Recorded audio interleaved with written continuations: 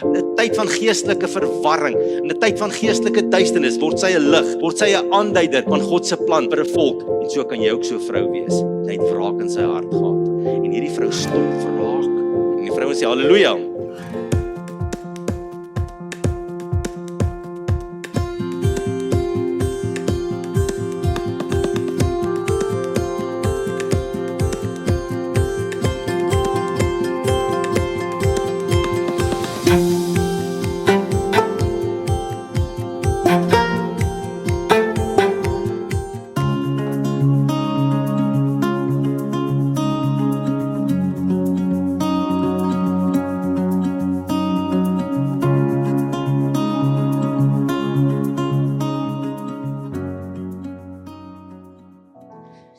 Here, vanoggend as 'n vrou, Here, wil ek kom en namens die vroue van hierdie gemeente vir U sê, ons is vir U lief, Here.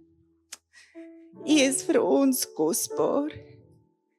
Here, en vanoggend wil ek kom en net vra, Here, dat op Vrouedag U net opnuut weer in ons harte sal bevestig dat ons vir U ook kosbaar is, Here. En so vra ek, Here, dat U, soos wat ons gesing het, vul die huis met die glorie, Here. Bid ek dat U ons huise sal vul, Here. Dat waar ons beweeg en waar ons wandel, mense U heerlikheid in ons lewens sal sien en na U toe getrek sal word, Here. Dat ons 'n warmte en 'n liefde sal uitstraal, Here, as U ambassadeurs. Ja, ek kom en ek bid vir elke jong meisie in hierdie kerk vanoggend, Here. Here, en ek vra dat U net vanoggend met hulle bemoeienis sal maak en dat hulle hulle waarde in U sal vind, Here. Dat hulle sal weet dat hulle kan weet, Here Jesus, U gee om. U hou vas, Here, waar die lewe moeilik is en lelik is. Here Jesus, dat hulle in U 'n skoonheid en 'n mooi sal vind, Here, en dat hulle sal weet, hulle hoef nie te verander ter wille van om in te pas nie, Here, maar dat hulle net sal weet dat U is in hulle en U maak hulle sterk. Here, ek kom bid vir elke liewe enkel ma in hierdie gemeente, Here. Ek bid vir wysheid en insig en dat U hulle krag sal wees wanneer hulle moedeloos voel. Ek bid vir die weduwees, Here Jesus, wat dikwels so eensaam en alleen voel, Here. Ek bid vir U vertroosting, Here Jesus, en dat hulle altyd U naby sal ervaar, Here. En so kom bid ek vir elke vrou, Here, wat 'n vriendin moet wees vir 'n ander vrou. Here Jesus, dat U ons sal help om die een te wees, dat wanneer ons vriendin swaar kry, Here Jesus, net haar kroon weer reg te skuif op haar kop, Here Jesus, en haar net te laat herinner, Here Jesus, dat she's got this, want U hou ons vas, Here, en as gemeente kom ons en ons sê vanoggend vir U, ons is lief vir U, Here Jesus, en ek dank U dat ons vanoggend hier kan wees om U net te aanbid en U groot te maak en vir U te sê, ons is lief vir U. Amen. En ek wil vandag op hierdie Vrouedag spesifiek praat oor jou invloed as vrou. Jy weet, jy as vrou het 'n geweldige invloed. Geweldig. Groter as wat jy ooit kan dink op jou man, op jou kinders, jou kleinkinders, die kring waarin jy lewe, het jy as vrou 'n geweldige invloed op hoe mense sake sien, op hulle emosies, op hulle gesindhede, die keuses wat hulle gaan uitoefen, uiteindelik die tipe mense wat die mense in jou binnekring gaan word. En die Bybel is vol voorbeelde van vroue wat sulke geweldige groot invloed uitgeoefen het. Ons gaan net eers kyk na 2 positiewe voorbeelde vinnig in die Ou Testament voordat ons uiteindelik by die hoofkarakter gaan kom, wat ek net 3 punte wil uitlig vir jou wat jy moet huis toe vat. Mans, en ons kan dit op ons eie lewe ook van toepassing maak, maar ons praat vandag veral met die vrouens om hulle aan te moedig en te sê, dien die Here en wees voluit die vrou wat die Here wil hê jy moet wees. Ons gaan eers stil staan by Deborah, iemand wat 'n baie positiewe voorbeeld in die Ou Testament gehad het. Sy was 'n leier en 'n profeet in Israel gewees in 'n tyd toe vrou eintlik nie leiers en profete was nie, het die Here haar opgerig as 'n leier en 'n profeet in Israel. En die volk op daai stadium Israel was 20 jaar onderdruk. En jy dink 20 jaar onderdruk deur hierdie verskriklike koning Jabin van Kanaan. En die Bybel sê, sy leermag was so sterk geweest, hy het 900 strydwaans gehad. En die Bybel maak dit nogal duidelik dat ons moet weet, hy het 900 strydwaans gehad. En ons lees in Rigters 4 daarvan. En hierdie vrou, onder die inspirasie van die Heilige Gees en die kragtige werking van God in haar lewe, bring sy 'n profetiese woord aan Barak, een van die manneleiers daar in Israel in daai tyd. Kom ons lees daarvan van Rigters 4 vers 4 af, net so vinnig om 'n prentjie te kry van hierdie vrou. In daardie tyd was Debora, die vrou van Lapidot, die leier van die Israeliete. Sy was 'n profetes gewees. Sy het altyd onder die Debora palm in die Efraimberge tussen Rama en Betel gesit en die Israeliete het daarin gekom sodat sy hulle geskille kon bylê. Baie wyse vrou gewees. Sy het vir Barak seun van Abinoam uit Kedes in Naftali laat roep en vir hom gesê, die Here, die God van Israel beveel jou. Sien julle, sy word 'n mondstuk, 'n profetiese mondstuk en sy word God se stem op aarde. En sy sê vir hierdie man, trek met 10,000 man uit Naftali en Sebulon op na Tabor berg toe. Ek sal vir Sisera, die hoof van Jabin se leer, met sy strydwaans en sy leer na jou toe laat optrek tot by Kison spruit en ek sal hulle in jou mag gee. Hierdie vrou, so prominente rol in daai tyd. Sy het so geweldige invloed. In 'n tyd van geestelike verwarring, in 'n tyd van geestelike duisternis, word sy 'n lig, word sy 'n aanduider van God se plan vir 'n volk. En waar hulle nie meer die Here soek nie, is sy die een wat naby die Here lewe. Is sy die ene wat die pas aangee? Is sy die een wat die verskil maak? Kom mense na haar toe om die stem van God te hoor en is sy 'n leier in Israel en is sy die profeet in daardie situasie. Hulle was verhard, hulle harte was koud geweest, maar haar hart was naby God en sy het 'n verskil gemaak. Sy het Israel gehelp om 'n groot oorwinning te behaal. En so kan jy ook so 'n vrou wees, soos hierdie vrou, Debora. Ons lees ook van 'n vrou met die naam van Abigail in 1 Samuel 25 vers 2 en hierdie vrou lees ons het 'n interessante storie gehad. Kom ons lees dan van vers 2 af in 1 Samuel 25. Daar was 'n man in Maon met sy boerdery, wat sy boerdery in Karmel gehad het, 'n baie ryk man. Hy het 3000 skape en 1000 bokke gehad. Hy was besig om sy skape in Karmel te skeer. Die naam van die man was Nabal en die vrou van sy naam was Abigail. Die vrou het 'n goeie verstand gehad en sy was mooi, maar die man, moenie nou na jou man kyk nie, mevrou. Dis nou tyd om reguit vorentoe te kyk en nie te twitch nie, okay? Maar die man was 'n regte korrelkop en onbeskof.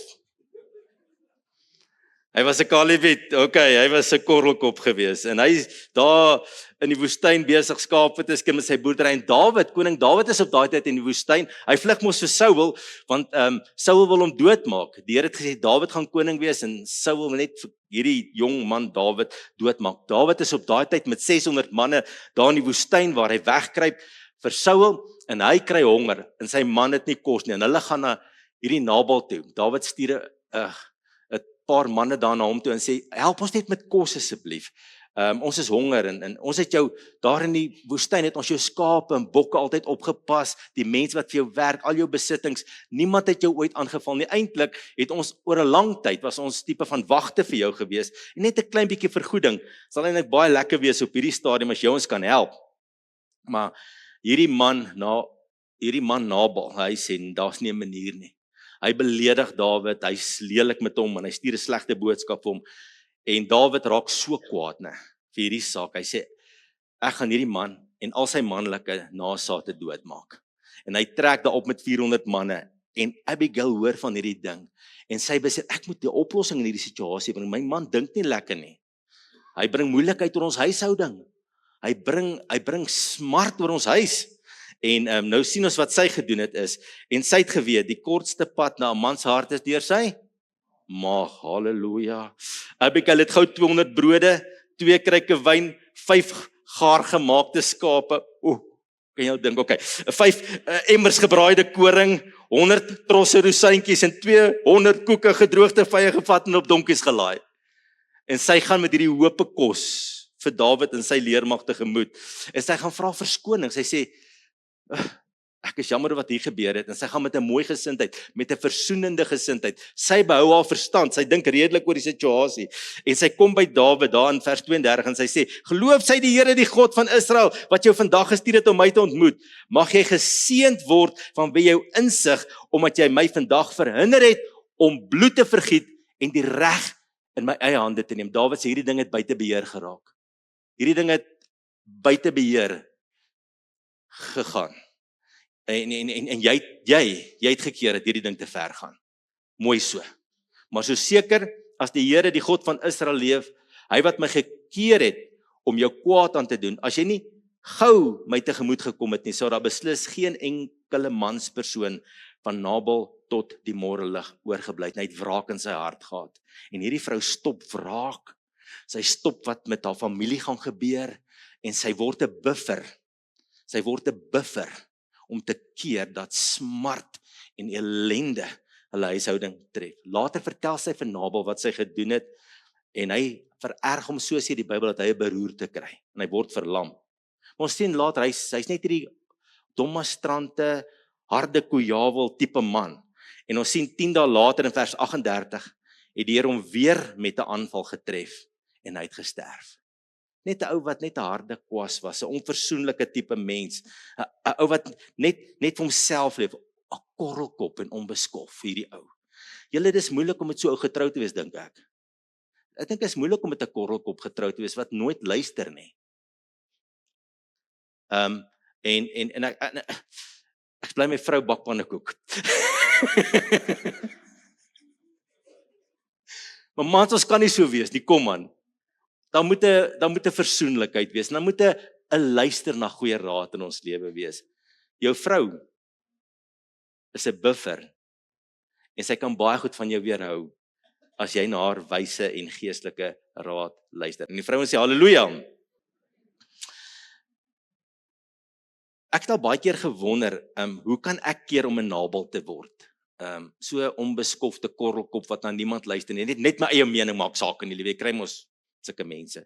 Vrouens ook, maar oorwegend mans. En ek dink belangrik is dat 'n mens met 'n sagte hart voor die Here hou, dat jy nie 'n Nabal word nie. En jy moet in sy woord wees. En dan moet jy, ek dink, iemand in jou lewe hê wat goeie inspraak in jou lewe lewer, wat vir jou goeie terugvoer gee, sê dis hoe ek jou beleef. Ek sien jy werk te hard met jou vrou, jy's te kriem met jou kinders. Ek sien jy maak besluite wat nie reg is nie. En al ons mans het iemand in jou lewe nodig wat ook inspraak in jou lewe doen. Wat inspraak in jou lewe doen. Die Bybel sê vir iemand wat altyd reg is in sy eie oë, is daar eintlik min hoop. Jy kan nie altyd reg in jou eie oë wees nie. Jy het baie keer net 'n spieël nodig, en jou vrou se wonderlike spieël in jou lewe in daai situasies. As Nabal maar net na Abigail wou geluister het. Maar daar's ongelukkig ook gevalle. Hierdie is nou 2 pragtige positiewe voorbeelde van vroue. Maar daar's ongelukkig ook voorbeelde waar vrouens hierdie geweldige invloed wat hulle het negatief gebruik het in die Bybel. En net soos 'n vrou 'n man 'n huishouding positief kan lei, kan hulle mee help dat die huishouding, die besluitneming in 'n verkeerde rigting gaan. Ons dink aan Eva. Onthou julle Eva wat haar man eintlik aangemoedig het om ongehoorsaam en opstandig teen die Here se opdrag te wees. Genesis 3 vers 6. Toe besef die vrou dat die boom se vrugte goed is om te eet en mooi om na te kyk en begeerlik, omdat dit kennis kan gee. Sien julle, sy het alles gehad, maar sy was ontevrede.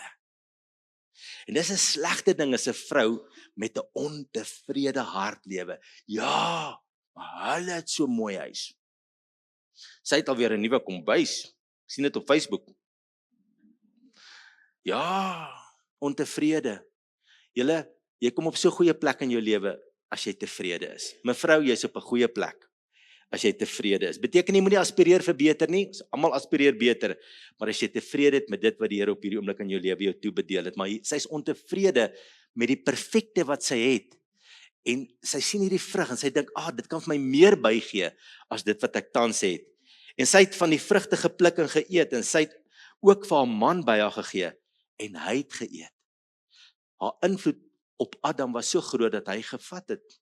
Sy liefde vir haar, sy deernis vir haar, en hy het gevat.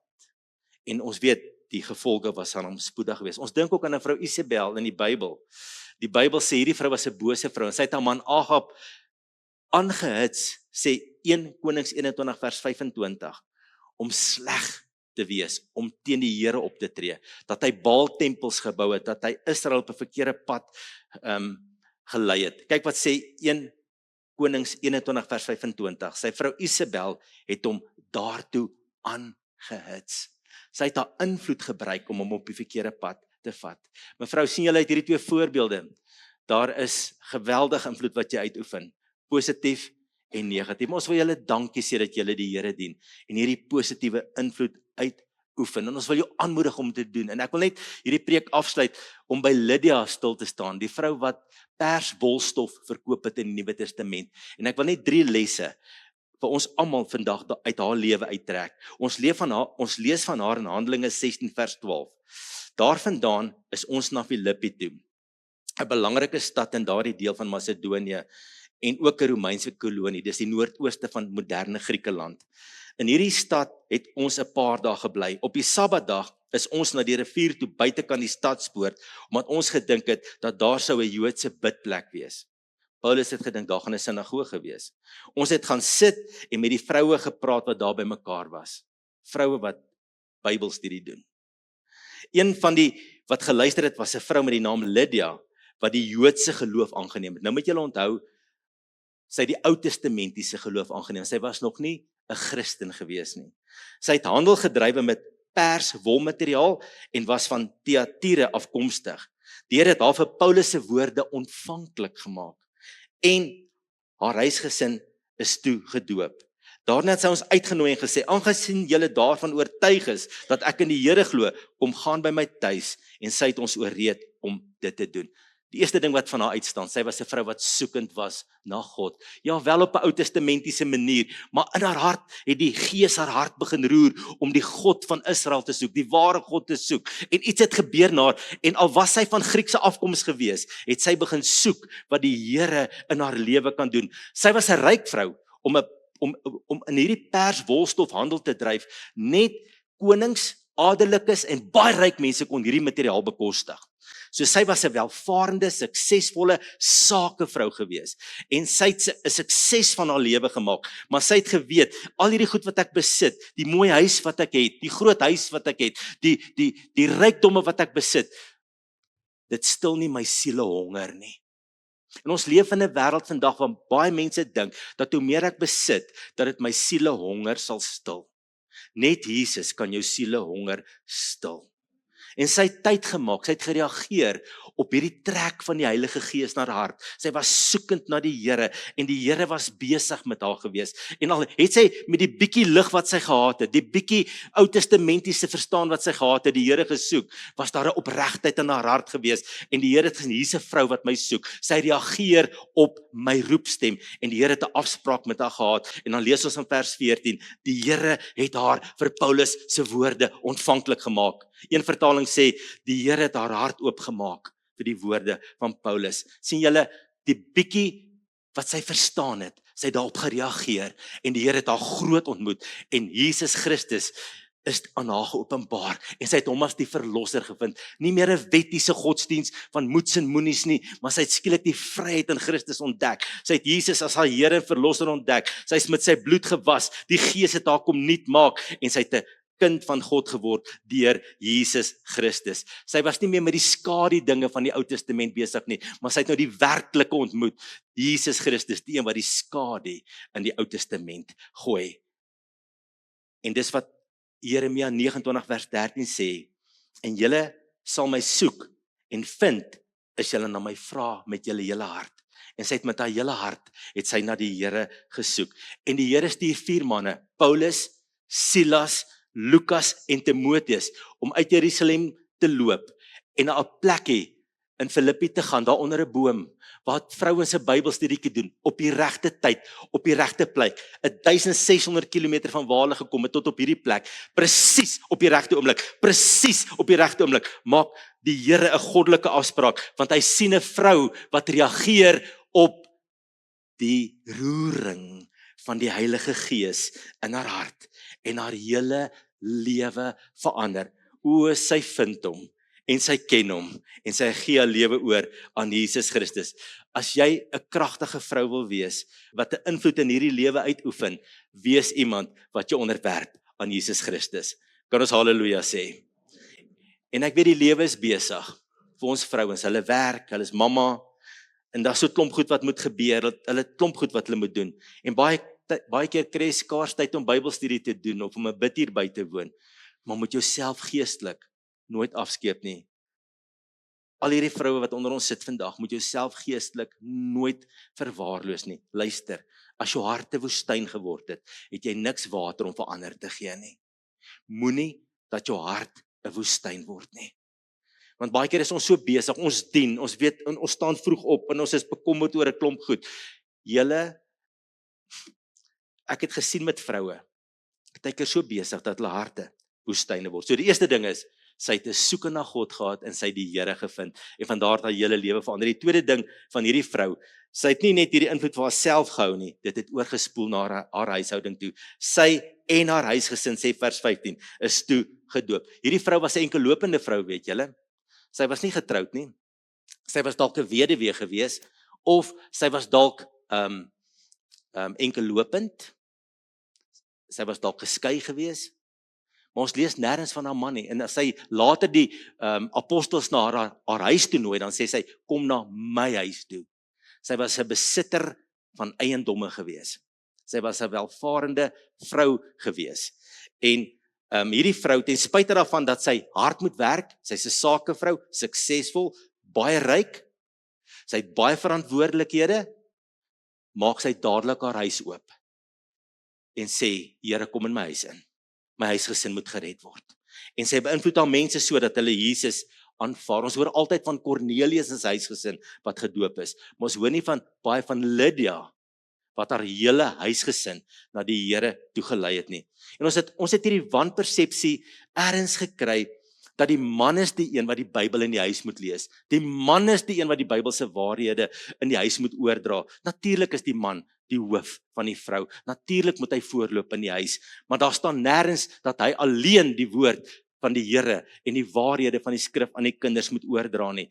'n Man en vrou moet die Bybelse waarhede aan hulle kinders oordra. Mevrou, jy het 'n groot rol, soos Lydia. Sy het haar hele huishouding na Jesus toe gelei en mag jou kinders dit ervaar. Onthou julle Timoteus, daai jong predikant in die Bybel, ons lees daarin 2 Timoteus 1 vers 5, dat sy ouma Lois en sy ma Eunice het hierdie groot geloof gehad en hulle dit aan hom oorgedra en het na dieselfde geloof gewandel. En dan sê 2 Timoteus 3 vers 15, van kleins af het hy die Heilige Skrif geken. Hierdie twee vroue, want ons lees nêrens van Timoteus se pa nie, ons weet wel hy was 'n Griek gewees, maar ons lees nêrens van sy pa se invloed in sy lewe nie, maar ons lees van 'n ouma en 'n ma se invloed in Timoteus se lewe.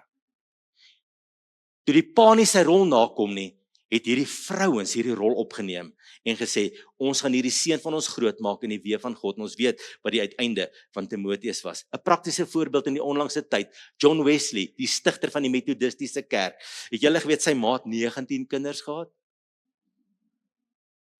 Ek dink sy het 'n spesiale plek in die hemel. Okay, 19 kinders. Net 10 tot volwassenheid geleef.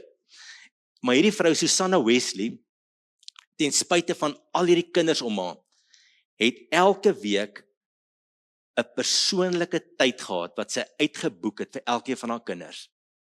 Dan sou sy met hulle praat oor die Bybel, oor Jesus, hoe gaan dit met hulle, en sy sou tyd met hulle spandeer het.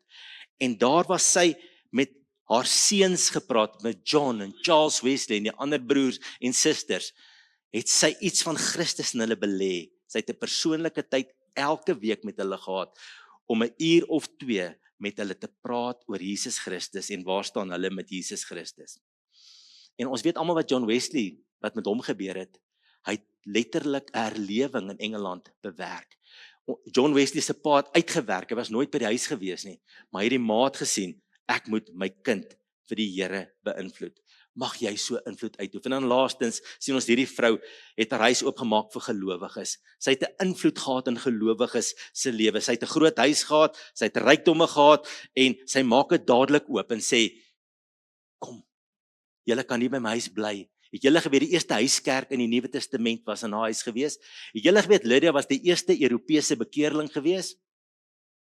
Lydia was die eerste Europese bekeerling gewees.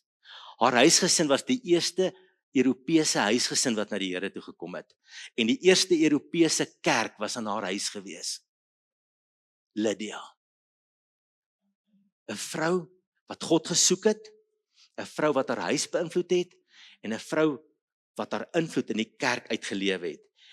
Haar naam beteken om te buig. Om te buig. En sy het gebuig om te dien. Sy het gebuig voor God om hom gehoorsaam te wees. Sy het gebuig om dit vir ander gelowiges makliker te maak. Lydia is 'n baie besondere persoon in die Nuwe Testament. En sy was gasvry gewees. En ons lees in Handelinge 16 vers 40. Nadat Paulus en Silas uit die tronk vrygelaat is, het hulle na haar huis toe gekom om die gelowiges te bemoedig. Hulle het kerk gehou. Jy het so baie gawes, vermoëns van die Here ontvang, mevrou.